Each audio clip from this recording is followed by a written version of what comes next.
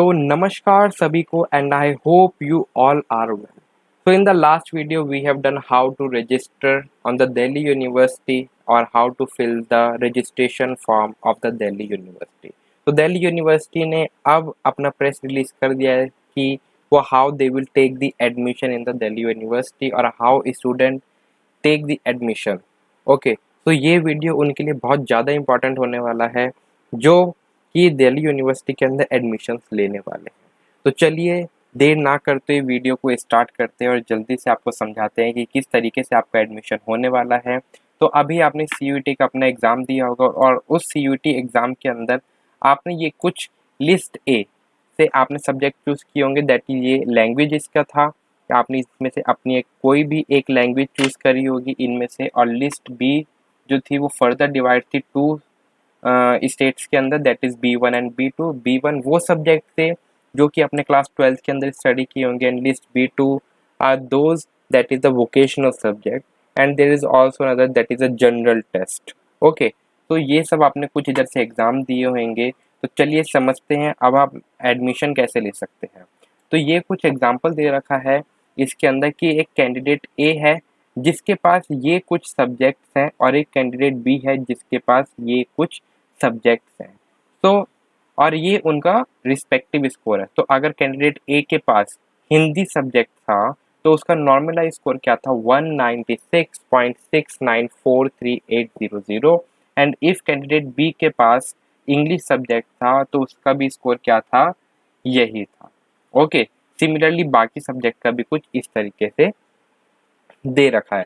तो कैंडिडेट ए ने ये सारे एग्जाम दिए थे और कैंडिडेट बी ने ये सारे एग्जाम्स दिए थे।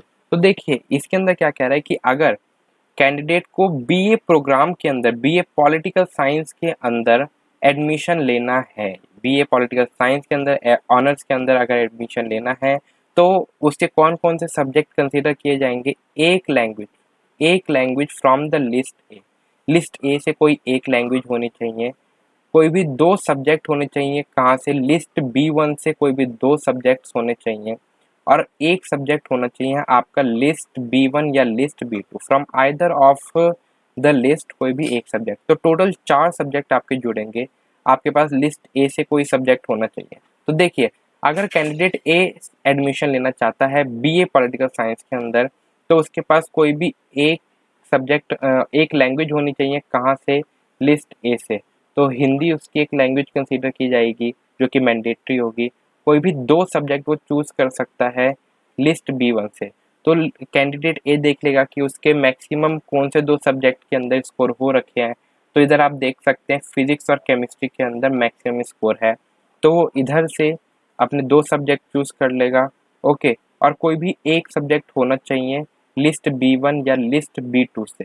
तो अब वो बाकी के जो 3 बचे हैं, ठीक है, बाकी के दो subject that is biology and mathematics, इसमें से कोई एक सब्जेक्ट चूज़ करेगा लिस्ट B1 या लिस्ट B2 से। तो उसके बायोलॉजी में ज़्यादा मार्क्स है, मैथमेटिक्स से तो बायोलॉजी कंसीडर कर लेगा। तो ये जो फर्स्ट 4 होंगे इनके आप टोटल कर लेंगे और इधर से आपका नॉर्मलाइज स्कोर देखा जाएगा।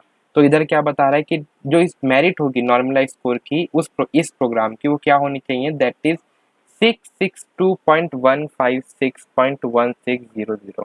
मेरिट का मतलब क्या है कि जब कैंडिडेट ए इन चारों का टोटल करेगा तो क्या होना चाहिए, उसका जो स्कोर आना चाहिए या तो ये आना चाहिए 662.1561600 या इससे ऊपर होना चाहिए, अबव होना चाहिए। ओके ग्रेटर होना चाहिए, इससे कम नहीं होना चाहिए। अगर इस कैंडिडेट का स्कोर 662 पॉइंट, कैंडिडेट ए का स्कोर 166 भी होता तो भी ये कंसीडर हो सकता था, लेकिन अगर इसका स्कोर 146 होता है, ये क्या है 156 से लेस है, तो ये कंसीडर नहीं किया जाएगा। ठीक है अगर 663 हो या 664 हो तो ये क्या है, इससे बड़े हैं, 662 से बड़े हैं, तो ये कंसीडर कर लिए जाएंगे। तो मेरिट का मतलब ये होता है। तो अगर कैंडिडेट ए को एडमिशन लेना है तो देखिए उसने हिंदी, केमिस्ट्री, फिजिक्स, बायोलॉजी ये अपने 4 सब्जेक्ट चूज करे, तो इसके बिहाफ पे he can seek the admission in the BA political science. और अगर कैंडिडेट बी को चाहिए तो एक लैंग्वेज होनी चाहिए, वो इंग्लिश कंसीडर करेगा। कोई भी दो सब्जेक्ट होने चाहिए, तो कोई भी 2 सब्जेक्ट, उसके हिस्ट्री और फिजिकल एजुकेशन में मैक्सिमम मार्क्स है, और कोई भी एक सब्जेक्ट होना चाहिए लिस्ट B1 और B2 में से, तो वो सोशियोलॉजी और पॉलिटिकल साइंस में से कुछ भी कंसीडर कर सकता है। ओके, जनरल टेस्ट आपको स्कोर नहीं करना इसके अंदर बीए पॉलिटिकल साइंस के लिए। तो आई होप आपको बीए पॉलिटिकल साइंस का आपको क्लियर हो गया होगा। ऐसी अगर बीए इकोनॉमिक्स ऑनर्स चाहिए होता है, ठीक है, अगर इसके अंदर एडमिशन लेना है आपको, तो कोई भी एक लैंग्वेज होनी चाहिए, कहाँ से, लिस्ट ए से होना चाहिए। मैथमेटिक्स आपका एक सब्जेक्ट तो होना ही चाहिए अगर आपको बीए इकोनॉमिक्स ऑनर्स में एडमिशन लेना है। तो ये तो एक आपकी नेसेसरी और मैंडेटरी कंडीशन हो गई है। कोई भी 2 सब्जेक्ट आपको चूज करने हैं फ्रॉम लिस्ट B1 से। तो देखिए, अगर कैंडिडेट ए चूज करेगा इसको, तो उसने एक हिंदी अपनी ऑप्शनल सब्जेक्ट ले ली है, ठीक है, और लैंग्वेज सब्जेक्ट ले लिया है। मैथमेटिक्स कंपलसरी होना चाहिए, मैथमेटिक्स के स्कोर काउंट होंगे, और कोई भी 2 सब्जेक्ट अपनी मर्जी से आप ले सकते हैं जिसमें आपके मैक्सिमम स्कोर हो, और वो B1 लिस्ट से होने चाहिए। आई होप इधर तक आपको क्लियर होगा। और कैंडिडेट बी जो है वो क्या है, नॉट एलिजिबल है, बिकॉज कैंडिडेट बी के पास क्या है, मैथमेटिक्स तो है ही नहीं। इसलिए ये जो कैंडिडेट बी है वो बीए इकोनॉमिक ऑनर्स के अंदर एडमिशन नहीं ले सकता, और उसकी मेरिट क्या है, 583.323079, ये इसकी मेरिट है। ऐसे ही अगर आपको बी कॉम ऑनर्स के अंदर आपको एडमिशन लेना है, तो आपकी एक लैंग्वेज होनी चाहिए, कहाँ से, लिस्ट ए से।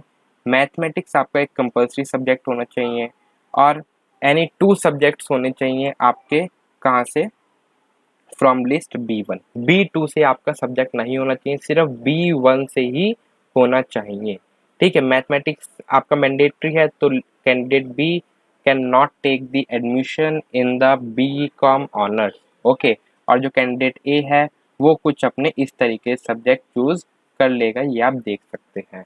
तो इस तरीके से आप अपने सब्जेक्ट चूज करेंगे। जल्दी जल्दी बाकी के प्रोग्राम्स को भी हम समझते हैं, ठीक है। अगर आपको इसका स्क्रीनशॉट लेना है, आप इसके स्क्रीनशॉट भी ले सकते हैं समझने के लिए। और ये जो चीज़ है ये आपकी DU की साइट पे अवेलेबल है, आप उधर से ये PDF को भी डाउनलोड कर सकते हैं। अगर BCom पास में एडमिशन लेना है तो उसके पास एक लैंग्वेज होनी चाहिए। इसके लिए 2 क्राइटेरिया है, ठीक है। तो फर्स्ट क्राइटेरिया आपको क्या कह रहा है, तो this is your first criteria कि एक लैंग्वेज होनी चाहिए लिस्ट ए से, कोई भी 2 सब्जेक्ट होने चाहिए आपकी लिस्ट B1 से, और कोई भी एक सब्जेक्ट आपको चूज करना either from list B1 and list B2। तो देखिए, इस तरीके से कैंडिडेट ए ने अपने कुछ सब्जेक्ट चूज कर लिया, और इसके अंदर कैंडिडेट बी भी जो है वो भी एडमिशन ले सकता है। और क्राइटेरिया 2 क्या समझाता है आपको, कि आपके पास एक लैंग्वेज होनी चाहिए लिस्ट ए से, कोई भी एक, एनी वन, इधर लिखा है ना एनी वन, तो एनी वन आपका क्या होना चाहिए, सब्जेक्ट होना चाहिए लिस्ट B1 या लिस्ट B2 से। तो एक तो आपकी लैंग्वेज हो गई है, और एक आपका सब्जेक्ट हो गया है, और एक इसके अंदर क्या है नेसेसरी कंडीशन की सेक्शन 3 से जनरल टेस्ट। तो अगर आपके जनरल टेस्ट के अंदर अच्छे आए हैं, और लैंग्वेज और कोई भी एक सब्जेक्ट आप चूज करके सेकंड क्राइटेरिया से भी आप एडमिशन ले सकते हैं। तो इसके अंदर कैंडिडेट ए ने क्या कर लिया, हिंदी उसकी लैंग्वेज थी वो उसने कंसीडर की, उसके फिजिक्स में अच्छे मार्क्स थे तो वो फिजिक्स कंसीडर कर लेगा, और जनरल टेस्ट मैंडेटरी होगा। तो इन 3 के बिहाफ पे उसका एडमिशन मिल जाएगा। ऐसे कैंडिडेट बी भी अपना एडमिशन ले सकता है। सिमिलरली आप बीए प्रोग्राम में एडमिशन ले सकते हैं। इसके भी 2 क्राइटेरिया। तो क्राइटेरिया फर्स्ट आपको कहता है कोई भी एक लैंग्वेज होनी चाहिए, that is from list A. कोई भी 2 सब्जेक्ट आप चूज कर सकते हैं लिस्ट B1 से ही होने चाहिए, और कोई भी एक subject either from list B1 और लिस्ट B2। तो ये है आपका बीए प्रोग्राम का क्राइटेरिया, और इसकी जो मेरिट है वो कुछ इस तरीके से दे रखी है, दैट इज 662.1561600। और क्राइटेरिया 2 आपको समझाता है कोई भी एक लैंग्वेज आपको लेनी है, दैट इज लिस्ट ए से, कोई भी एक सब्जेक्ट आपको लेना आइदर फ्रॉम लिस्ट B1 और B2 से, और जनरल टेस्ट आपका इसमें क्या है, मैंडेटरी है। तो अगर आपके जनरल टेस्ट के अंदर अच्छे मार्क्स आए हैं तो आप जनरल टेस्ट भी इसके अंदर अपना इंक्लूड कर सकते हैं, और बीए प्रोग्राम के अंदर भी आप अपना एडमिशन ले सकते हैं।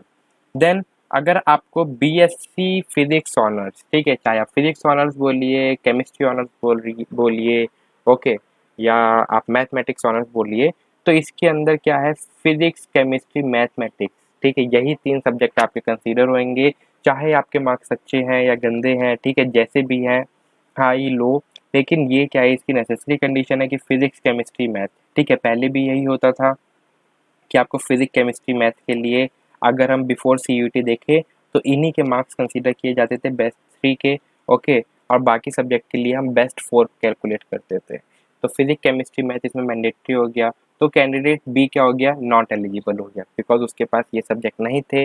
और कैंडिडेट ए इनके बिहाफ पे एडमिशन ले सकता है, और इसकी कट ऑफ या मेरिट कितनी है, 386.62869889। Similarly BSc honours medical science, ठीक है, जो फिजिक्स ऑनर्स था, आई होप इसी तरीके से केमिस्ट्री ऑनर्स और मैथ ऑनर्स का भी होगा, ठीक है। ऐसी बीएससी ऑनर्स मेडिकल साइंस के लिए अगर आपको चाहिए तो आप फिजिक्स केमिस्ट्री बायोलॉजी में से, ठीक है, इसमें फिजिक्स केमिस्ट्री तो मैंडेटरी है, ठीक है, और बाकी के जितने सब्जेक्ट है इनमें से आप कोई भी चूज़ कर सकते हैं जो भी आपने ऑप्ट किया होगा। देन बीए स्पेनिश ऑनर्स, ठीक है, ये अगर आपको कोई लैंग्वेज के अंदर ऑनर्स करनी है तो वो लैंग्वेज आपकी होनी चाहिए लिस्ट ए से। अगर आप कोई और लैंग्वेज करना चाहेंगे तो वो लैंग्वेज का आपने पेपर देना होना चाहिए। सीयूईटी के अंदर कोई भी 2 सब्जेक्ट होने चाहिए लिस्ट बी1 से, और कोई भी एक सब्जेक्ट आपको चूज़ करना है लिस्ट बी1 और बी2 से। तो इसके अंदर क्या है, जो कैंडिडेट ए और बी थे उन्होंने इसमें से कोई भी क्राइटेरिया फुलफिल नहीं कर रखा था, स्पेनिश उनके पास लैंग्वेज थी नहीं, तो वो नहीं एलिजिबल हो सकते। ऐसे ही अगर दूसरा क्राइटेरिया क्या कहता है, कोई भी एक लैंग्वेज होनी चाहिए लिस्ट ए से, कोई भी 2 सब्जेक्ट होने चाहिए लिस्ट बी1 से, और कोई भी एक सब्जेक्ट आप चूज़ कर सकते हैं बी1 और बी2 से जिसमें भी आपके ज़्यादा मार्क्स होंगे। तो इस तरीके से उसकी कट ऑफ और मेरिट दे रखी है। अगर आपको फर्दर कुछ समझना है और कुछ डाउट है तो आप नीचे कमेंट सेक्शन में बता सकते हैं। I will try to solve your query, और आप डीयू के हेल्प डेस्क पे भी कांटेक्ट कर सकते हैं, आप उधर से भी क्लियर कर सकते हैं। बाकी अभी नीचे आपको नोटिफिकेशन में क्या बताया गया है कि फेज़ 1 का रजिस्ट्रेशन स्टार्ट हो गया है, that is common seat allocation system 2022, और अभी कुछ ही दिनों में आपका फेज़ 2 भी स्टार्ट हो जाएगा। और ये कब तक आपको एक्सपेक्टेड बता रहा है कि मंडे 26, ठीक है, अराउंड मंडे 26 सितंबर 2022 से टिल 10 अक्टूबर 2022 तक आपका फेज़ 2 भी स्टार्ट हो जाएगा।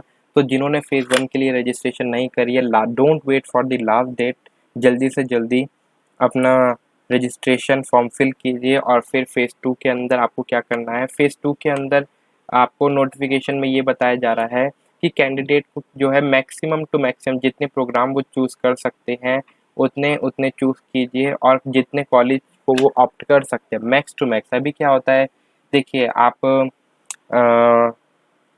कभी-कभी क्या होता है कि आपके स्पेसिफिक होता है कि मेरे को इसी कॉलेज में एडमिशन लेना है, लेकिन क्या है कभी-कभी क्या होता है कि आपके जो मार्क्स हैं वो उस तरीके के नहीं आ पाते कि आप उस कॉलेज में एडमिशन ले पाएँ। तो आप 1 या 2 कॉलेज चूज़ मत कीजिए, आप सारे के सारे फिल कर दीजिए, ठीक है? स्टार्टिंग में आपको जहाँ भी एडमिशन मिले तो फर्स्ट स्टेप में आप वहाँ पे जाके एडमिशन लीजिए, वहाँ का क्राइटेरिया फुलफिल कीजिए। और अगर बाद में आपको आपको जिस कॉलेज में एडमिशन लेना है, अगर आपको उधर मिल जाता है, ठीक है, उधर की कट ऑफ आप क्लियर कर लेते हैं, तो उधर जाके भी आप एडमिशन ले सकते हैं। पुराने कॉलेज से ऑटोमेटिकली वो कट हो जाएगा और उधर से आपको फीस भी रिफंड हो जाती है, ठीक है।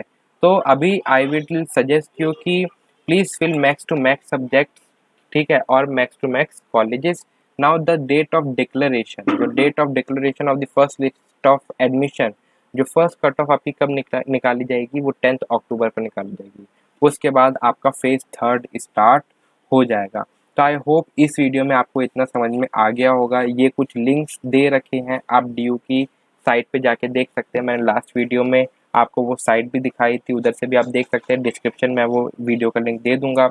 और भी वीडियोज़ देखने के लिए और लेटेस्ट अपडेट लेने के लिए आप subscribe my channel and click on the bell icon, and thanks for watching this video.